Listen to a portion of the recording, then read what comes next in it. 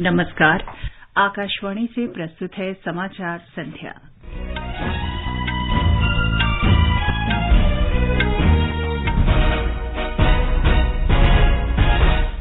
उत्तर प्रदेश विधानसभा के चौथे चरण के चुनाव का प्रचार आज संपन्न। वित्त मंत्री निर्मला सीतारमण ने प्रमुख उद्योगपतियों से वित्त क्षेत्र को और मजबूत करने के नए तरीके तलाशने को कहा।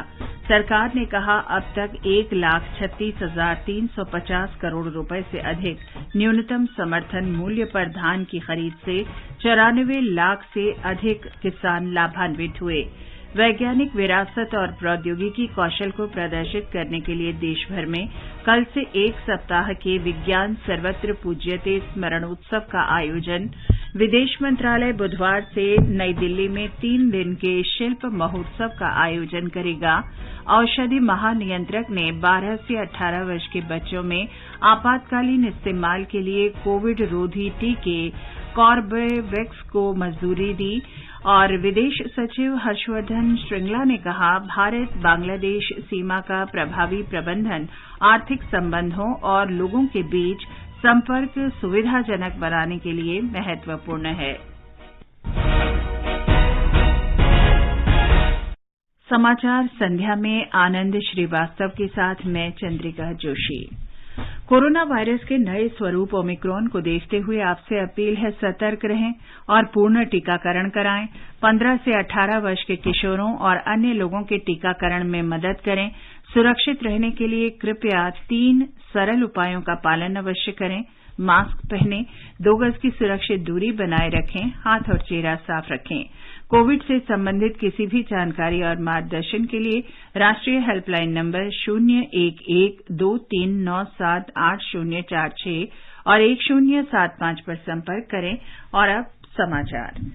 उत्तर प्रदेश विधानसभा के चौथे चरण के चुनाव का प्रचार अभियान आज संपन्न हो गया। इस चरण में 9 जिलों की 59 विधानसभा क्षेत्रों में बुधवार को वोट डाले जाएंगे। इनमें अनुसूचित जाति के लिए सुरक्षित 16 सीटें शामिल हैं।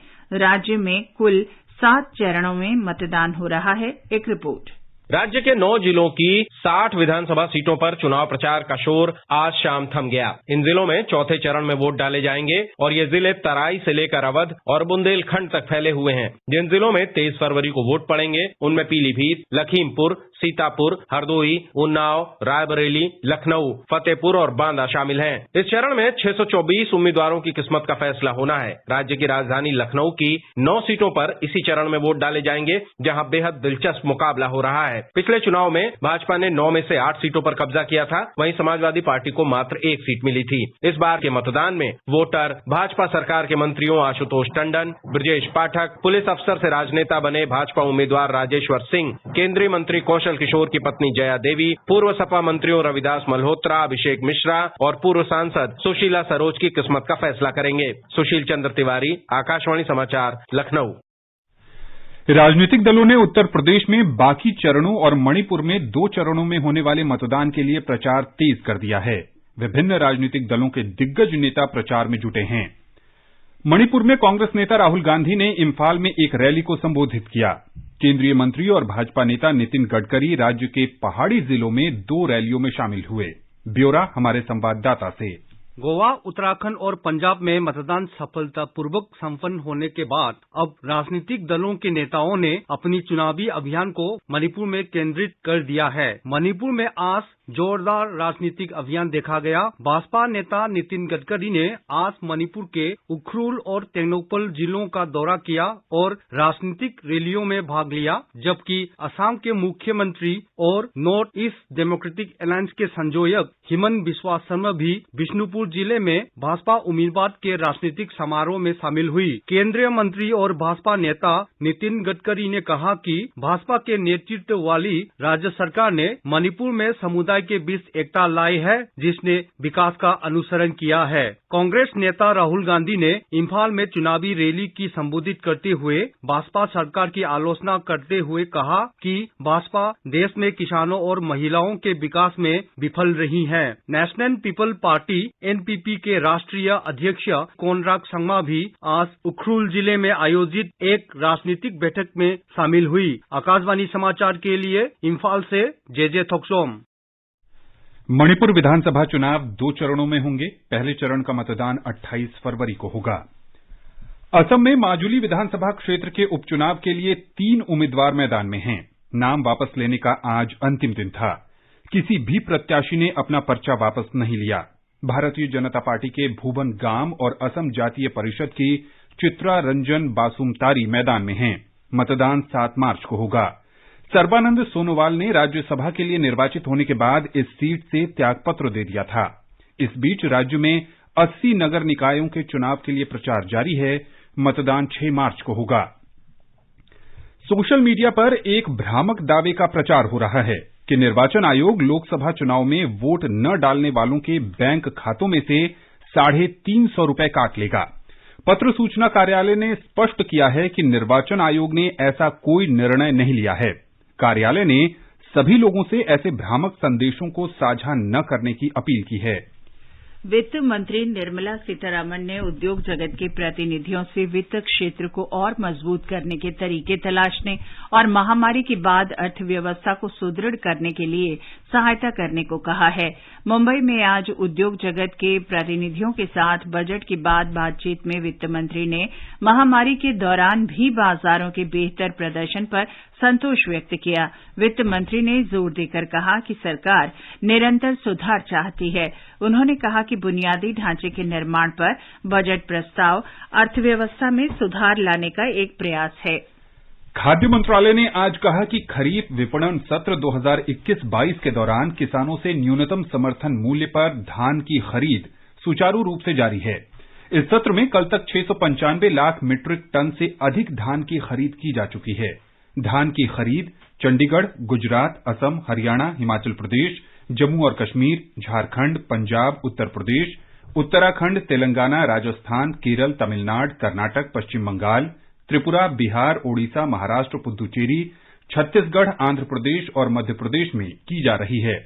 अब तक 1,36,350 करोड़ रुपए से अधिक की राशि से धान की खरीद की गई है। इससे 94 लाख से अधिक किसानों को लाभ हुआ है। प्रधानमंत्री नरेंद्र मोदी ने कहा है कि युवा देश के भावी नेता तथा राष्ट्र निर्माता हैं। उच्च शिक्षा के बारे में बजट घोषणाओं पर आयोजित वेबिनार में श्री मोदी ने कहा कि युवा पीढ़ी को सशक्त करने का मतलब है देश के भविष्य को सशक्त करना। इसलिए बजट में शिक्षा क्षेत्र में बहुत ध्यान दिया गया है। प्रधानमंत्री ने कहा कि शिक्षा से जुड़े 5 क्षेत्रों पर अधिक जोर दिया गया है। इनमें पहला है सबके लिए उत्तम शिक्षा की सुविधा। पहला, यूनिवर्सलाइजेशन ऑफ क्वालिटी एजुकेशन। हमारी शिक्षा व्यवस्था का विस्तार हो और एजुकेशन सेक्टर की क्षमता बढ़े। दूसरा, स्किल डेवलपमेंट। देश में डिजिटल स्किलिंग इकोसिस्टम बने। तीसरा, अर्बन प्लानिंग और डिजाइन। इसमें भारत का जो पुरातन अनुभव और ज्ञान है उसे हमारी आज की शिक्षा में समाहित किया जाना आवश्यक है। चौथा, इंटरनेशनलाइजेशन। भारत में वर्ल्ड क्लास विदेशी यूनिवर्सिटियां आए जो हमारे औद्योगिक क्षेत्र हैं। 5वां महत्वपूर्ण पक्ष है AVGC, animation, visual effects, gaming, comic. इन सभी में रोजगार की अपार संभावनाएं हैं। प्रधानमंत्री मोदी ने जोर दिया कि डिजिटल कनेक्टिविटी ने ही वैश्विक महामारी के समय देश की शिक्षा व्यवस्था को जीवित रखा। प्रधानमंत्री ने कहा कि राष्ट्रीय डिजिटल विश्वविद्यालय देश की शिक्षा व्यवस्था में अद्भुत और अभूतपूर्व कदम है। उन्होंने कहा कि उद्योग की मांग के अनुसार कौशल विकास होना चाहिए। प्रधानमंत्री ने कहा कि मातृभाषा बच्चों के मानसिक विकास से जुड़ी होती है। आज विश्व मातृभाषा दिवस भी है। मातृभाषा में शिक्षा बच्चों के मानसिक विकास से जुड़ी है। अनेक राज्यों में स्थानीय भाषाओं में मेडिकल और टेक्निकल एजुकेशन की पढ़ाई शुरू हो चुकी है। अब सभी शिक्षाविदों की ये विशेष जिम्मेदारी है कि स्थानीय भारतीय भाषाओं में बेस्ट कंटेंट और उसके डिजिटल वर्जन के निर्माण को गति दी जाए।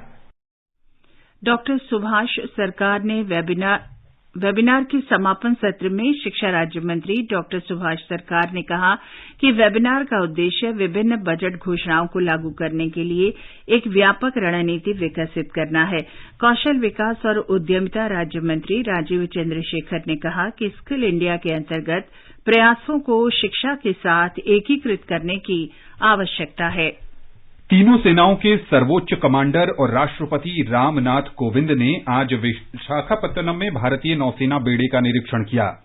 12वें प्रेसिडेंशियल फ्लीट की समीक्षा करते हुए श्री कोविंद ने कहा कि ये परेड किसी भी आपातकाल में नौसेना की तैयारियों को दर्शाती है। राष्ट्रपति ने कहा कि कोविड महामारी के दौरान नौसेना ने लोगों की सहायता में महत्वपूर्ण भूमिका निभाई है। Safety of the seas and of the maritime commons therefore remains a critical requirement. The Indian Navy's constant vigil, prompt response to incidents and untiring efforts have been highly successful in this regard. During the COVID-19 pandemic, the Indian Navy has been providing aid to friendly nations by supplying medicines and evacuating stranded Indian citizens and foreign nationals in different parts of the world under Mission Sagar and Samudra Setu. नौसेना और पूर्वी नौसेना कमान ने इस कार्यक्रम का आयोजन किया था। राष्ट्रपति ने राष्ट्रपति यॉट आईएनएस सुमित्रा से बेड़े की समीक्षा की। गौरतलब है कि आईएनएस सुमित्रा ने ऑपरेशन राहत में उल्लेखनीय भूमिका निभाई। इनमें मार्च 2015 में युद्धग्रस्त यमन में गैर युद्धक बचाव अभियान शामिल है। राष्ट्रपति ने समुद्री पोत आईएनएस तरंगिनी, आईएनएस ज्योति और आईएनएस सुदर्शनी सहित 60 समुद्री जहाजों की समीक्षा की। युद्धपोतों, युद्धक विमानों, हेलीकॉप्टरों और जल पैरा के जवानों ने बचाव कार्यों के अभियान का शानदार प्रदर्शन किया, जिसे देखकर दर्शक मंत्रमुग्ध हो गए। स्वाधीनता की 75वीं वर्षगांठ आजादी का अमृत महोत्सव मनाए जाने के अवसर पर नौसेना के बेड़ों की समीक्षा का विशेष महत्व है। राष्ट्रपति रामनाथ कोविंद शुक्रवार से असम के 3 दिन के दौरे पर रहेंगे। वे अहोम साम्राज्य के जनरल और महान योद्धा लासित बरफुकन की 400वीं जयंती मनाए जाने पर साल भर चलने वाले समारोहों का शुभारंभ करेंगे। राष्ट्रपति कामरूप जिले में दोदोरा में अलबोई युद्ध स्मारक की नींव भी रखेंगे। श्री कोविंद 26 फरवरी को तेजपुर विश्वविद्यालय के दीक्षांत समारोह में शामिल होंगे। ये समाचार हमारी वेबसाइट newsonair.com/hindi और हमारे mobile app news on AIR पर भी उपलब्ध हैं। मैं नहीं मानता कि तंबाकू जानलेवा है। चाहे हम कुछ भी कहें, मुझे डर है ये कैंसर है। कुछ लोग हमारा संदेश नहीं सुनते।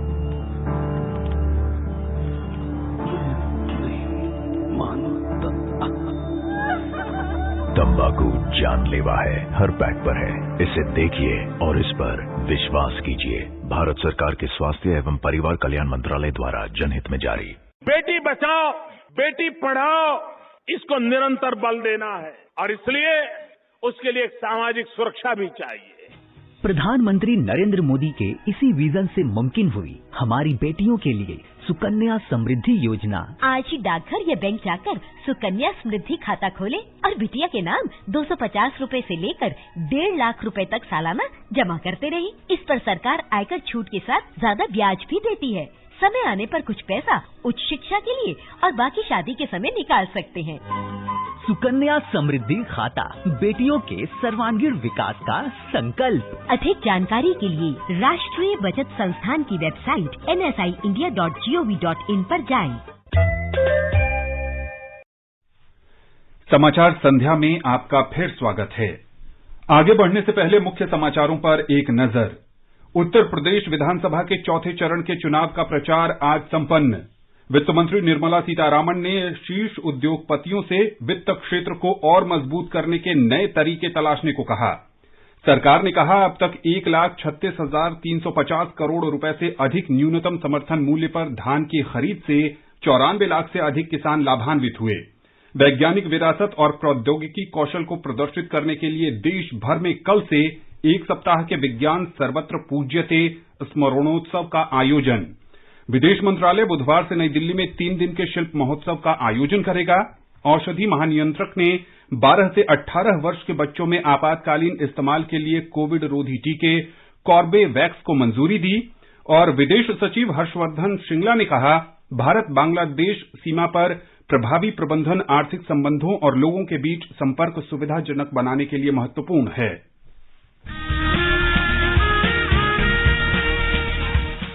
भारत के स्वतंत्रता संग्राम में अनगिनत स्वतंत्रता सेनानियों ने अपने प्राणों की आहुति दी। कुछ इतिहास में अमर हो गए और कई गुमनाम। आजादी के अमृत महोत्सव के अंतर्गत 75 कड़ियों की श्रृंखला में हम उन वीरांगनाओं की बात करेंगे जिनका योगदान कभी भुलाया नहीं जा सकता। प्रत्येक मंगलवार परिक्रमा में सुनिए अपराजिता, देश की वीरांगनाओं को आकाशवाणी का सादर नमन।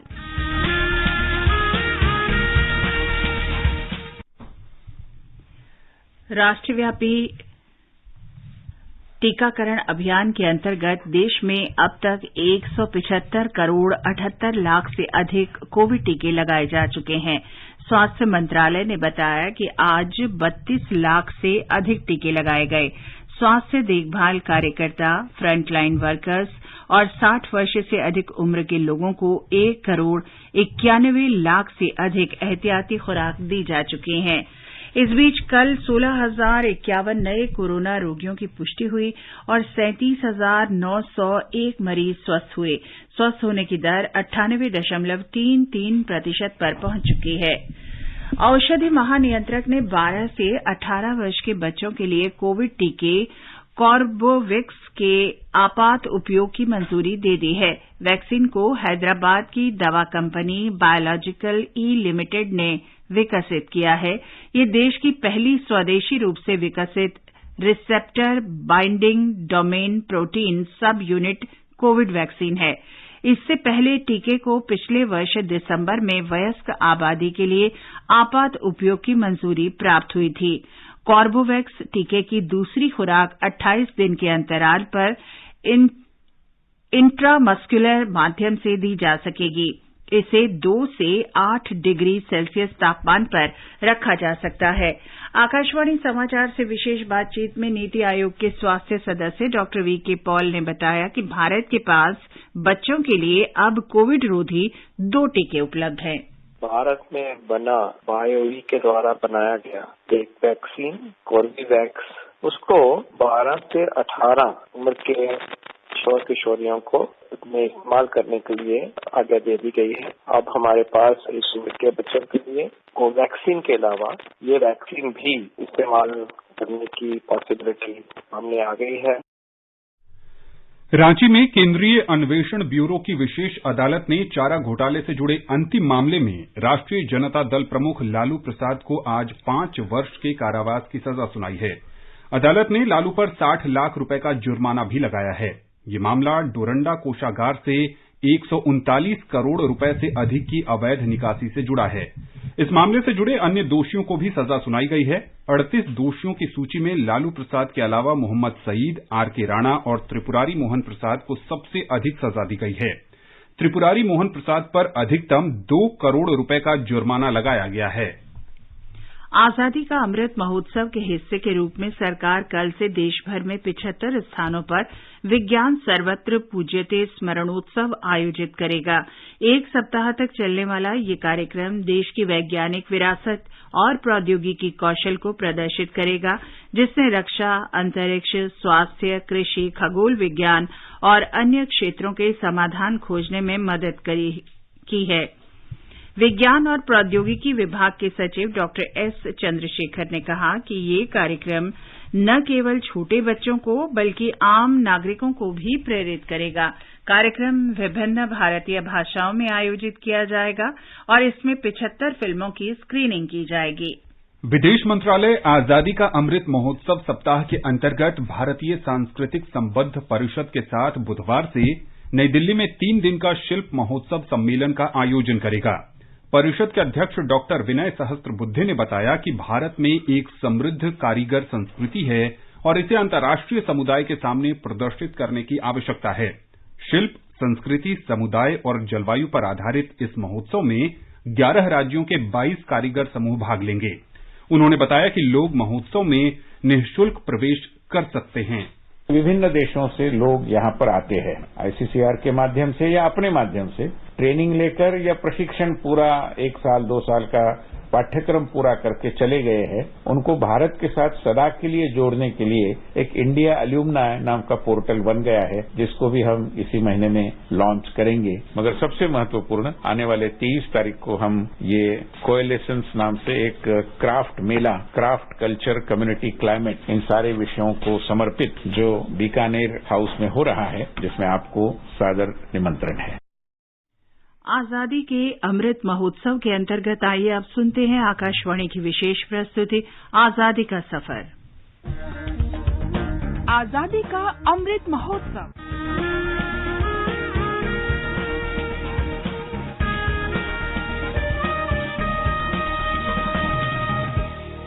आजादी का सफर आकाशवाणी के संग भारत का स्वाधीनता संघर्ष आधुनिक विश्व के महानतम संघर्षों में से एक है।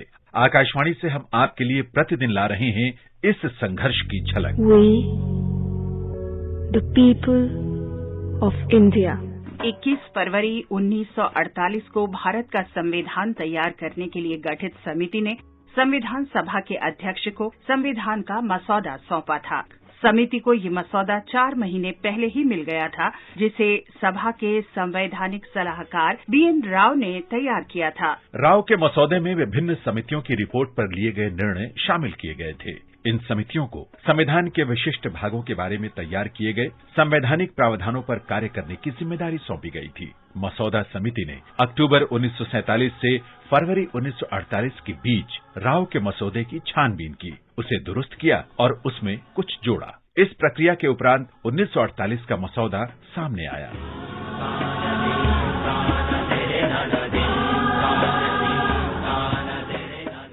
संविधान के उस मसौदे में 315 अनुच्छेद थे, जिन्हें लगभग 18 भागों और 8 अनुसूचियों में विभाजित किया गया था। उनमें सरकार की संरचना, अधिकारों और केंद्र राज्य संबंधों सहित विभिन्न विषय शामिल किए गए थे। कुछ प्रावधानों को समझने में आसानी के लिए मसौदा समिति ने दस्तावेज में पाद टिप्पणी और संक्षिप्त व्याख्या भी शामिल की।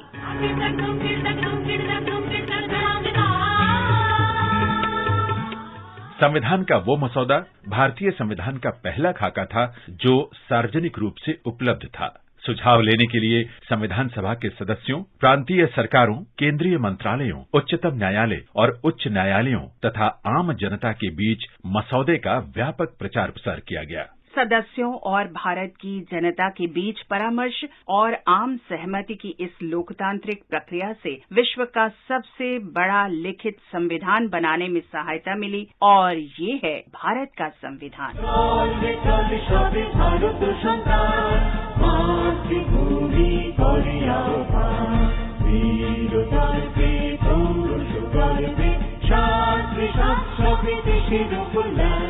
हम आज स्वाधीनता सेनानी वीरेंद्र नाथ दत्त गुप्त का भी स्मरण कर रहे हैं, जो 21 फरवरी 1910 को शहीद हुए थे। वीरेंद्र नाथ का जन्म सन 1891 में तत्कालीन बंगाल के ढाका जिले में हुआ था। वे अनुशीलन समिति के सदस्य थे। 1909 के आरंभ में उन्हें बाघा जतिन ने सतीश बोस के संरक्षण में हथियारों का प्रशिक्षण लेने के लिए सुंदरबन भेजा। कलकत्ता वापस आकर वीरेंद्र नाथ ने 24 जनवरी 1910 को कलकत्ता हाईकोर्ट के गलियारे में DSP खान बहादुर शमसुल आलम को गोली मारी, जो अलीपुर बम केस में मुख्य जांच करता थे। वीरेंद्र नाथ को पुलिस ने गिरफ्तार कर लिया। 21 फरवरी 1910 को प्रेसिडेंसी जेल में वीरेंद्र नाथ को फांसी पर चढ़ा दिया गया। इस महान सपूत को शत शत नमन।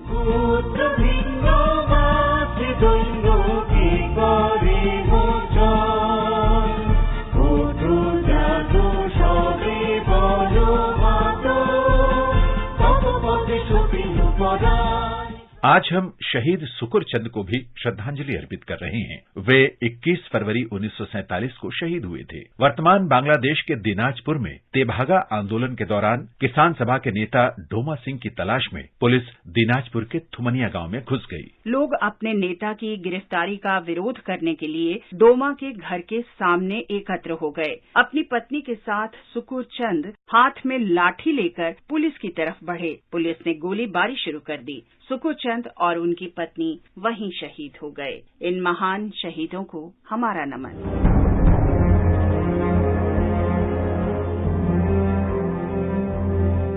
आज हम बिहार के भागलपुर जिले के स्वाधीनता सेनानी महिपाल सिंह को भी श्रद्धांजलि अर्पित कर रहे हैं। उन्होंने 1930 के सविनय अवज्ञा आंदोलन में सक्रिय रूप से भाग लिया था। 15 फरवरी 1932 को झंडा सत्याग्रह दिवस मनाने के लिए महिपाल सिंह के साथ करीब 4000 लोग तारापुर पुलिस थाने के पास एकत्र हुए। पुलिस ने भीड़ को तितर बितर होने की चेतावनी दी और अंधाधुंध गोलीबारी शुरू कर दी। महिपाल सिंह गंभीर रूप से घायल हुए और 21 फरवरी 1932 को शहीद हो गए। भारत माँ के इस महान सपूत महिपाल सिंह को शत शत नमन।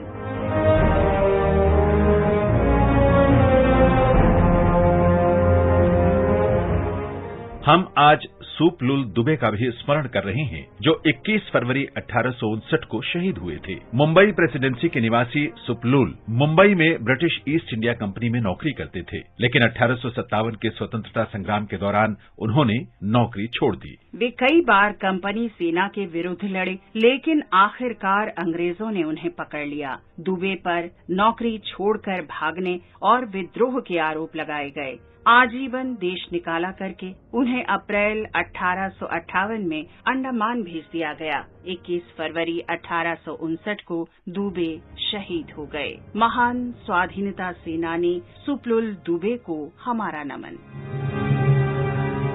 इसके साथ ही आजादी का सफर आकाशवाणी के संग की ये कड़ी यहीं संपन्न होती है। कल फिर मिलेंगे नई कड़ी के साथ।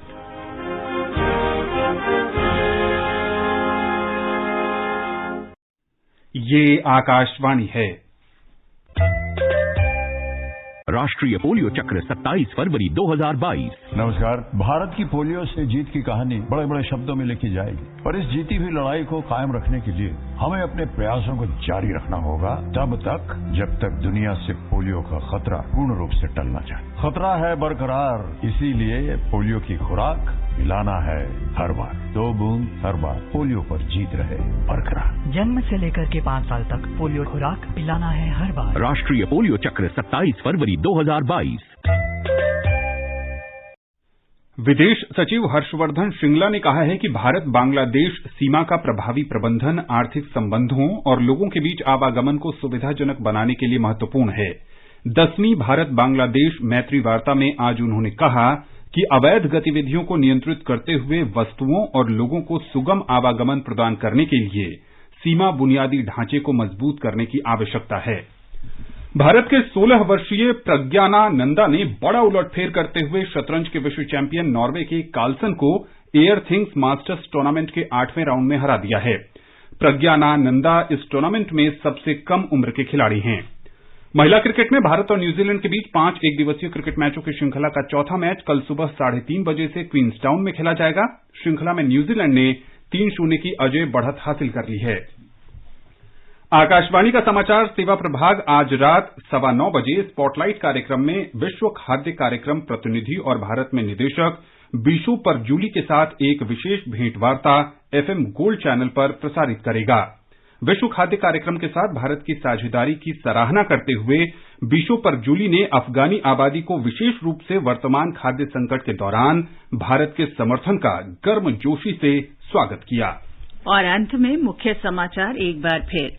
उत्तर प्रदेश विधानसभा के चौथे चरण के चुनाव का प्रचार आज संपन्न। वित्त मंत्री निर्मला सीतारमण ने प्रमुख उद्योगपतियों से वित्त क्षेत्र को और मजबूत करने के नए तरीके तलाशने को कहा। सरकार ने कहा अब तक 1,36,350 करोड़ रुपए से अधिक न्यूनतम समर्थन मूल्य पर धान की खरीद से 94 लाख से अधिक किसान लाभान्वित हुए।